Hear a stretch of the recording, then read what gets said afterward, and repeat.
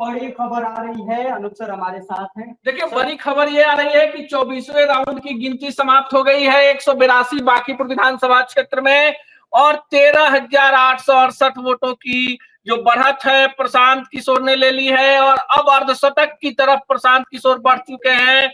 अभी भी 7 राउंड की गिनती बाकी है और प्रशांत किशोर को कुल 48,434 वोट मिले हैं, और नीरज कुमार भारतीय जनता पार्टी के जो उम्मीदवार हैं उनको 34,566 वोट मिले हैं।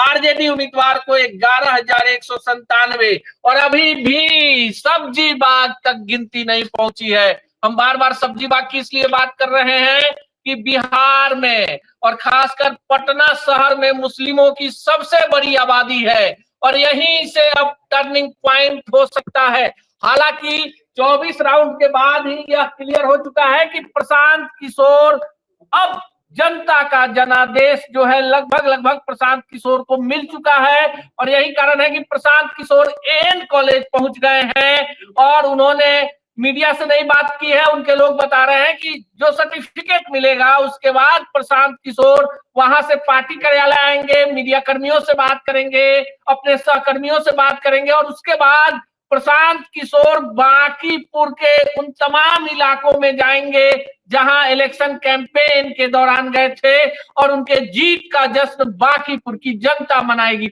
देखिए, जिस तरह से राउंड बढ़ते जा रहा है उस तरह से लीड भी बढ़ते जा रहा है, और इसको आप एक बड़े बदलाव के रूप में देख सकते हैं। लगातार 1995 से यह सीट बीजेपी नहीं हारी थी, चाहे आरजेडी से लड़ना हो। रामानंद यादव किसी दौर में यहाँ से पटना पश्चिम विधानसभा क्षेत्र ये हुआ करता था, परिसीमन के पहले रामानंद यादव लगातार निर्दलीय यहाँ से जीतते थे। बिहार का सबसे बड़ा विधानसभा क्षेत्र था। बाद में नितिन नवीन के पिताजी नवीन किशोर प्रसाद सिन्हा जी थे, और उनके निधन के बाद से लगातार नितिन नवीन यहाँ से चुनाव जीतते रहे।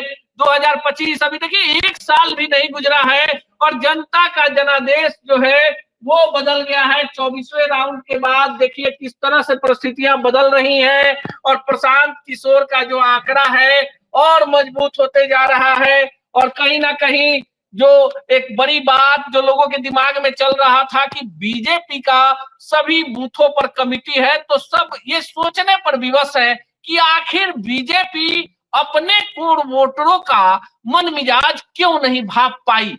जैसे नीरज सिन्हा आए, उसके पहले अभिषेक बंटी आए, और वहीं से खेल बीजेपी का बिगड़ गया।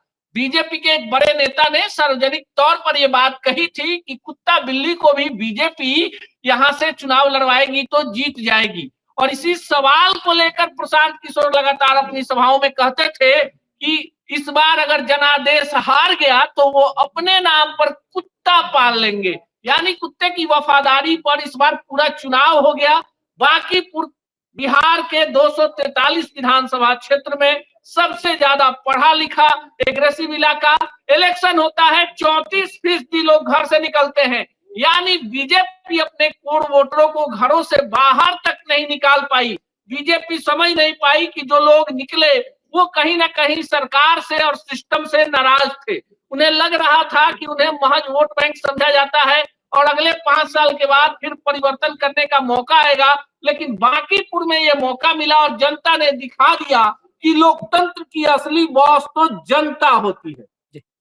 आपको बता दें कि बांकीपुर में जो है वो 31 राउंड में से लगभग 24 राउंड की गिनती पूरी हो गई है, और 24 राउंड की गिनती तक जो प्रशांत किशोर हैं वो बढ़त बनाए हुए 10,000 से ज्यादा वोटों के साथ अभी इस वक्त प्रशांत किशोर आगे चल रहे हैं, जो ये बता रहा है कि अब जो है वो लगभग आखिरी सीढ़ी तक जो है वो पहुंच गए हैं। बस अब सिर्फ औपचारिकता बची हुई है इन सारी चीजों को लेकर।